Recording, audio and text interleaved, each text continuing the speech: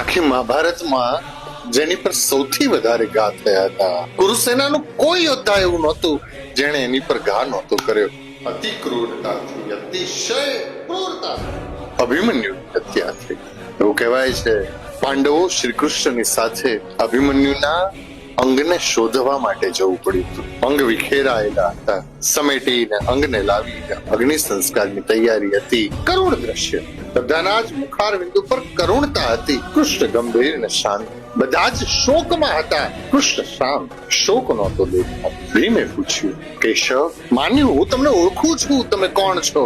આ સમય પણ તમારા મુખ ઉપર શોક નથી દેખાતો. અને એ સમયે શ્રી કૃષ્ણ કહે છે, ચંદ્રમાની ગોદમાં અભિમન્યુને હું જોઉં છું. ભીમ પાછો પ્રશ્ન પૂછ્યો, પ્રભુ તમારા મુખ ઉપર પ્રસન્નતા કેમ દેખાય? અને એ સમયે ઠાકોરજી જવાબ આપે છે, શ્રી કૃષ્ણએ જવાબ આપ્યો, ભીમ અભિમન્યુના 200 જન્મમાં જે ભોગવવાનું હતું ને તે મેં 1 કલાકમાં કર્મ પૂરું કરાવી દીધું.